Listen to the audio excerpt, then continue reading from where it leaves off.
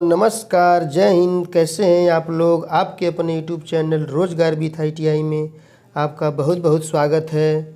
जैसा कि आपको पता ही होगा कि हमारे चैनल पर CITS एंट्रेंस एग्ज़ाम 2023 की प्रिपरेशन के लिए जो 500 महत्वपूर्ण प्रश्नों की जो सीरीज स्टार्ट हुई है, यह सीरीज फिटर, टर्नर, मशीनिस्ट तीनों ट्रेडों के लिए काफ़ी उपयोगी होने वाली है। और इस सीरीज का हमारा आज 14वां क्लास है। इसके पहले हमने 13 क्लास पढ़ चुके हैं और यह सीरीज जो है प्रीवियस ईयर क्वेश्चन पर आधारित है। यानी पिछले एंट्रेंस एग्ज़ाम में CTI के जो भी क्वेश्चन पूछे गए हैं उसको लेकर हमने वीडियो बनाया है, क्योंकि हमने एग्ज़ाम दिया है और भी पीछे के बच्चे जो एग्ज़ाम दिए हैं सबका हमने कैलकुलेशन करके सबका इकट्ठा करके हमने वीडियो बनाया है, ताकि आप लोगों को आने वाले एग्ज़ाम्स में कोई प्रॉब्लम ना हो और आप लोगों को आसानी से एग्ज़ाम क्वालिफाई कर सकें। आइए बढ़ते हैं अपने क्लास की तरफ। तो हमारा देखिए, हमने इसके पहले 200 क्वेश्चन पढ़ चुके हैं। आज हम 20 क्वेश्चन पढ़ने वाले हैं। हमने आपको पता ही होगा कि कोई भी आपका एग्ज़ाम हो रहा है तो जो क्वेश्चन अधिक से अधिक नीमी पैटर्न पर आ रहे हैं, तो नीमी पैटर्न पे आ रहे हैं तो हम वही क्वेश्चन लिए हैं जो एग्ज़ाम्स में पूछे गए हैं, और हम प्रत्येक क्वेश्चन के जितने भी संभवतः क्वेश्चन बनेंगे आप लोगों को हम कराएंगे। आइए बढ़ते हैं। कह रहा है हमारा क्वेश्चन, लकड़ी की अग्नि, कागज़, टुकड़े, कपड़े के कारण लगी आग को किस क्लास के अंतर्गत रखा जाता है? तो जो हमारी आग होती है वो 4 प्रकार की होती है, class A, class B, class C और क्लास D। जो हमारी क्लास A में जो आग आती है, हमारी क्लास A में जो आग आएगी वो लकड़ी, कागज़, कपड़े में लगी आग को क्लास A की आग कहते हैं। यानी ऑप्शन नंबर A हमारा क्या हो जाएगा? सही हो जाएगा। जो क्लास B की आग होती है वो हमारी क्या होती है? जो क्लास B की आग होती है वो तेली आग होती है। तेल में लगी आग को क्लास B की आग कहेंगे।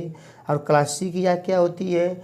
यह जो हमारी गैसीय आग होती है, गैसों से लगी आग को, LPG हो गया और जो CNG गैस हो गया, इससे लगी आग को हम लोग क्लास C के अंतर्गत रखेंगे। और क्लास D के अंतर्गत हमारी विद्युतीय आग आ जाएगी। विद्युत से लगी आग को क्लास D के अंतर्गत। यानी आप लोग चारों आग के प्रकार को ध्यान दीजिए, क्योंकि एग्जाम्स में पूछे गए हैं, कोई भी पूछ सकता है। अगला देखिए, अगला कह रहा है जो कार्बन टेट्राक्लोराइड और ब्रोमोक्लोरो डाइफ्लोरोमेथेन से भरा हुआ कौन सा अग्निशामक है? तो यह हमारा होता है हेलॉन अग्निशामक।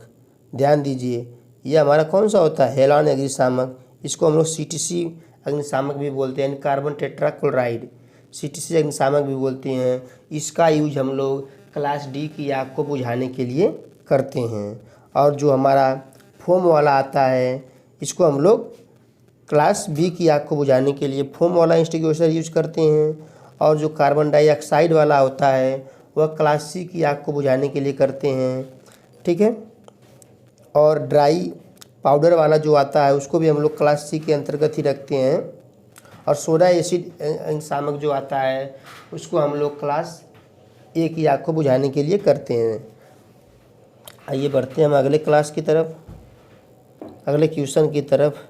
तो अगला क्वेश्चन हमारा कह रहा है कि आग लगने के 3 कारक हो सकते हैं। आग लगने के लिए आपको पता ही होगा कि ईंधन, ऊष्मा और ऑक्सीजन तीनों का होना ज़रूरी है आग लगने के लिए। ठीक है। अगर इस तीनों में से अगर एक की भी कमी होगी तो हमारी आग नहीं लगेगी। अगला क्वेश्चन देखिए, पूछा गया क्वेश्चन है और इम्पॉर्टेंट क्वेश्चन है।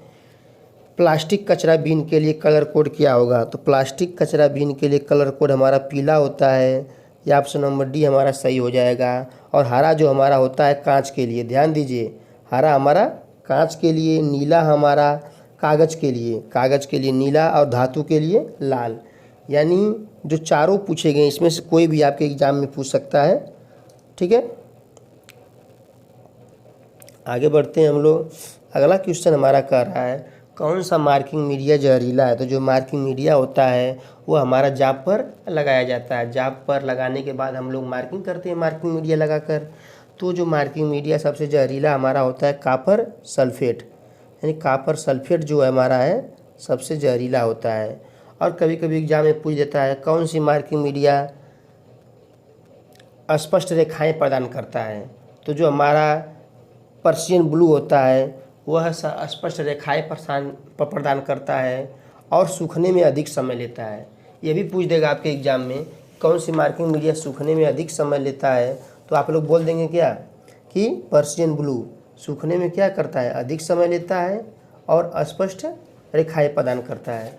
इसके विपरीत अगर पूछ देगा कौन सा मार्किंग मीडिया जल्दी सूखता है, तो सेलुलोज लोकेयर, यह जल्दी सूखेगा, यह जल्दी सूख जाएगा, सेलुलोज लोकेयर जल्दी सूख जाएगा। और जो हमारा पर्शियन ब्लू है वह जल्दी नहीं सूखेगा लेकिन स्पष्ट रेखाएं प्रदान करेगा। कभी कभी एग्जाम में पूछ देता है कि एल्युमिनियम की जाबों पर मार्किंग के लिए कौन से मार्किंग मीडिया करते हैं, तो सेल्यूलोज लेकर जो है एल्युमिनियम की जाबों के लिए इसको भी यूज करेंगे और यह जल्दी सूखता भी है। ठीक है, यानी मार्किंग मीडिया से जितने भी संभवतः क्वेश्चन हैं आप लोगों को हमने क्या कर दिया, बता दिया। और खुरदरे सतह पर हम लोग व्हाइट वाश का प्रयोग करते हैं जिसको हम लोग चाक बोलते हैं। ठीक है, खड़िया। आगे बढ़ते हैं हम लोग। बोल रहा है कार्नर और ज्वाइंट पर मटेरियल को चौकोर करने के लिए किस छेनी का उपयोग किया जाता है, तो कार्नर और ज्वाइंट पर मटेरियल को चौकोर करने के लिए, हटाने के लिए हम लोग यूज करते हैं डायमंड पॉइंट छेनी। ठीक है, और जो क्रॉस कट छेनी होती है इसको हम लोग कैप छेनी भी बोलते हैं, इसका यूज हम लोग कीवे काटने के लिए करते हैं। फ्लैट छेनी का प्रयोग फ्लैट सरफेस पर अधिक मात्रा में धातु को हटाने के लिए करते हैं। हाफ राउंड छेनी का प्रयोग हम लोग आयली ग्रूव बनाने के लिए करते हैं। हाफ राउंड छेनी का प्रयोग आयली ग्रूव बनाने के लिए। आगे बढ़ते हैं हम लोग।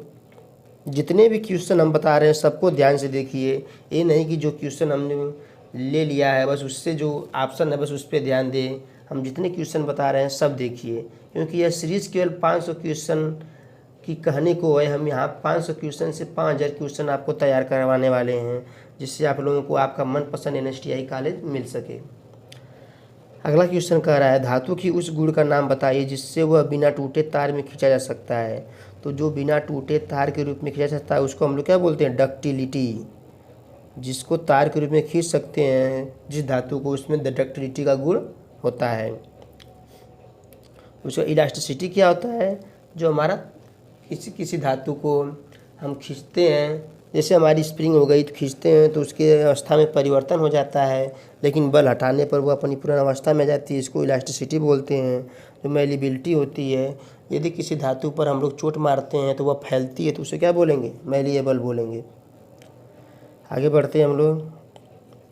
बोल रहा है फिलर गेज का उपयोग होता है।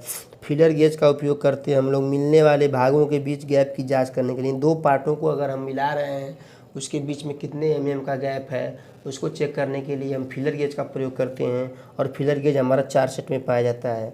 ध्यान दीजिए, फिलर गेज 4 सेट में पाया जाता है। जितने भी संभवतः क्वेश्चन आप लोगों को बनेंगे एग्जाम में हम पूरी तरह कराने की कोशिश करेंगे, बस आप लोग ध्यान से देखते जाइए। अगला क्वेश्चन कह रहा है जाब को फिनिश साइज के करीब लाने के लिए किस फाइल का उपयोग किया जाता है। तो हमारी सेकेंड कट फाइल जो होती है, जाब को फिनिश साइज तक लाने के लिए हम लोग सेकेंड फाइल का यूज करते हैं। जो सिंगल कट फाइल होती है इसका एंगल कितना होता है, सिंगल कट फाइल का एंगल 60 डिग्री बताए थे आप लोगों को हम। अगर ये डबल कट फाइल होगी तो इसके डबल कट होंगे, देन 2 दांतें बने होंगे ये भी एक दूसरे के विपरीत।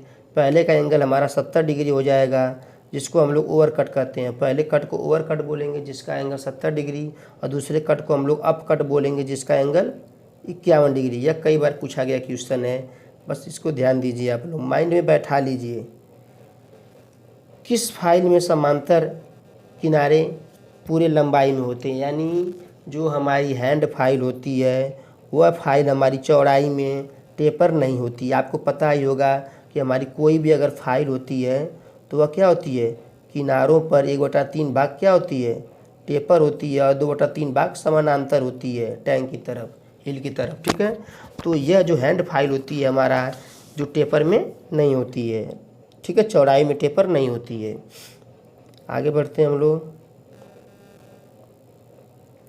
अब यहाँ पे क्वेश्चन आपको पूछ रहा है, बेंच वाइज क्वेश्चन है, पूछ रहा है बेंच वाइज को बनाने के लिए मटेरियल यूज करते हैं। तो बेंच वाइज को आपको पता ही होगा, जो उसके जबड़े बनाए जाते हैं फिक्स जा मूवेबल जा, वो हमारे ग्रे कास्ट आयरन के बनाए जाते हैं। यहाँ पे कास्ट आयरन हो जाएगा या ग्रे कास्ट आयरन।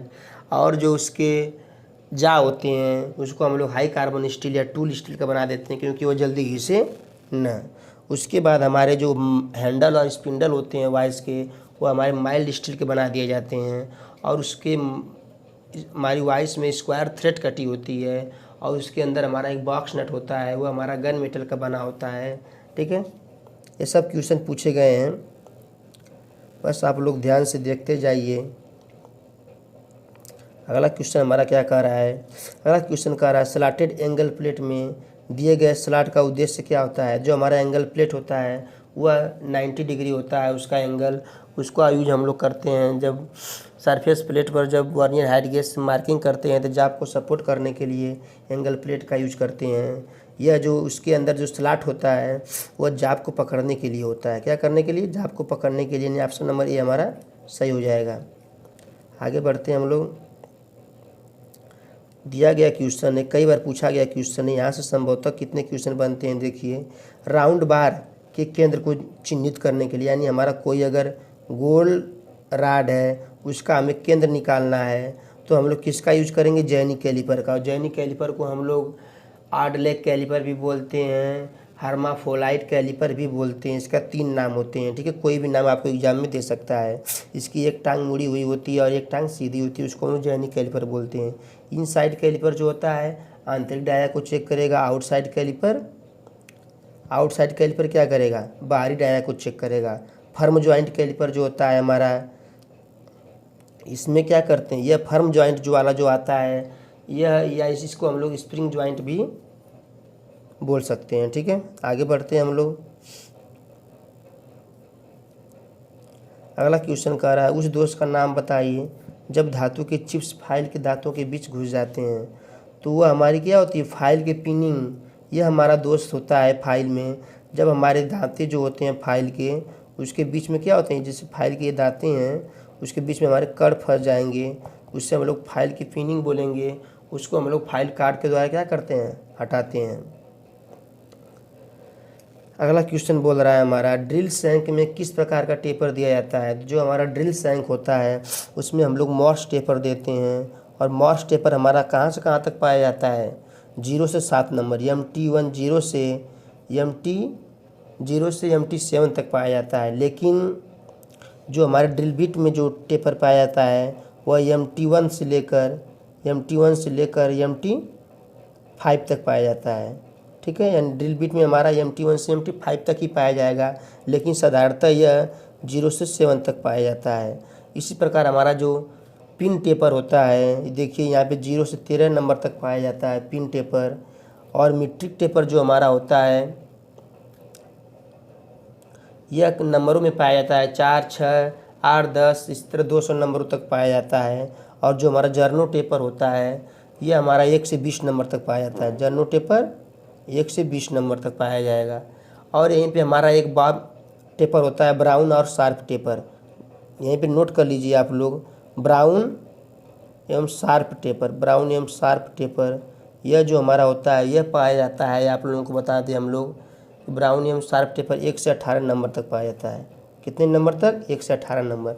जितने टेपर हैं यह कोई ना कोई आपके एग्जाम में पूछ सकता है, और इनका या टोटल पूछ देगा कितने होंगे। तब अगर 0 से 13 नंबर तक पाया जा रहा है तो टोटल कितने हो गए? 14। अगर यह जर्नल टेपर 1 से 20 पाया जा रहा है तो टोटल 20 हो गए।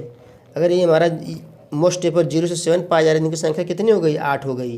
ये ब्राउन एवं शार्प टेपर 1 से 18, इनकी संख्या 18 हो गई। चारों टेपर को आप लोग ध्यान दीजिए। अगला क्वेश्चन पूछा है हमारा आउटसाइड माइक्रोमीटर की एक्यूरेसी। आपको पता ही होगा 0.01 mm, और यही थिम्बल के एक भाग का मान भी होता है 0.01 mm। ब्रिटिश में बोल देगा कि इसकी एक्यूरेसी क्या होगी, एनालिस्ट अकाउंट क्या होगी, तो हमारा ये ब्रिटिश वाला ये हो जाएगा। ठीक है, 1 0 बढ़ जाता है ब्रिटिश में। हमारा क्वेश्चन बोल रहा है अगला, मशीन स्पिंडल से ड्रिल और सॉकेट निकालने के लिए किसका उपयोग किया जाता है। मशीन स्पिंडल से ड्रिल और सॉकेट निकालने के लिए हम लोग ड्रिफ्ट का यूज करते हैं। किसका? ड्रिफ्ट से हम लोग पंच के द्वारा, ड्रिफ्ट को हम लोग हैमर के द्वारा चोट मारते हैं तो क्या होता है, हमारा ड्रिल बिट बाहर निकलता है। अगला क्वेश्चन हमारा है, कॉम्बिनेशन सेट में प्रोटेक्टर हेड की एक्यूरेसी क्या होती है। तो जो हमारा कॉम्बिनेशन सेट होता है उसमें सेंटर हेड, स्क्वायर हेड और प्रोटेक्टर हेड होता है। जो प्रोटेक्टर हेड होता है वो 0 से 180 डिग्री पर उसके निशान बने होते हैं, और उसकी 1 डिग्री तक हम लोग क्या कर सकते हैं, मेजर कर सकते हैं, यानी उसकी लिस्ट काउंट क्या हो जाएगी हमारी 1 डिग्री हो जाएगी।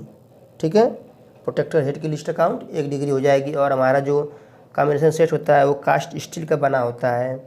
और इस प्रकार अगला क्वेश्चन बढ़ते हैं हम लोग। अगला क्वेश्चन हमारा है ग्रेड ए वी ब्लॉक के निर्माण के लिए किस मटेरियल का उपयोग किया जाता है। तो ग्रेड ए की वी ब्लॉक के निर्माण के लिए हम लोग उच्च क्वालिटी वाली स्टील का यूज करेंगे। जो वी ब्लॉक होता है हमारा बेलनाकार जाब को सपोर्ट प्रदान करने के लिए हम लोग वी ब्लॉक का यूज करते हैं। यह 2 ग्रेडों में पाया जाता है, यह ग्रेड ए और ग्रेड बी। जो ग्रेड ए वाला होता है उसकी लंबाई 100 mm होती है और जो अधिक शुद्ध होता है। और ग्रेड बी, यह ए वाला था, इसकी लंबाई 100 mm और ग्रेड बी वाले की जो लंबाई होती है यह 300 mm में पाया जाता है। ठीक है, इसका यूज हम लोग वर्कशॉप में करेंगे और इसका यूज हम लोग टूल रूम में करेंगे। आगे बढ़ते हैं हम लोग।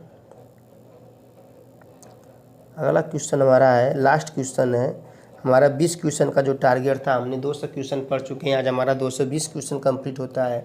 और ये जो हम क्वेश्चन लिए हैं निम्मी पैटर्न पर आधारित क्वेश्चन लिए हैं, क्योंकि आपका ये भी फिलहाल में DRDO एग्ज़ाम हुआ था, उसमें 70% क्वेश्चन निम्मी से उठाए गए थे। और जो CITS का CTI का जो एंट्रेंस एग्ज़ाम जब हमने दिया था उसमें भी 60 से 70% जो क्वेश्चन थे निम्मी से आए थे। और वही क्वेश्चन हम आप लोगों को डेली करा रहे हैं और उससे संभवतः जितने क्वेश्चन बन सकते हैं उसको भी हम कराने की कोशिश कर रहे हैं। तो ड्रिलिंग ऑपरेशन में काटने की गति, कटिंग स्पीड की इकाई क्या होती है। तो कटिंग स्पीड की इकाई होती है यह mm प्रति मिनट होती है। ठीक है, अगर यहीं पे पूछ देगा फीट की इकाई क्या होगी तो आप लोग बता देंगे mm प्रति रेवोल्यूशन। ठीक है, ये हमारी कटिंग स्पीड हो गई, ये हमारी फीड हो गई। तो इस प्रकार हमारा जो आज का टारगेट था 20 क्वेश्चन का, हमने 20 क्वेश्चन से आपको पता ही होगा कि हमने कम से कम 100 क्वेश्चन आपको लगभग में तैयार करवाए हैं। इसी प्रकार आप हमारे साथ जुड़ जाइए और CITS या CTI एंट्रेंस एग्ज़ाम से रिलेटेड किसी भी अपडेट के लिए हम आपको पहले प्रोवाइड कराते रहेंगे। इस प्रकार हम अपने वीडियो को समाप्त करते हैं। मिलते हैं अपने अगले क्लास में, तब तक के लिए जय हिंद।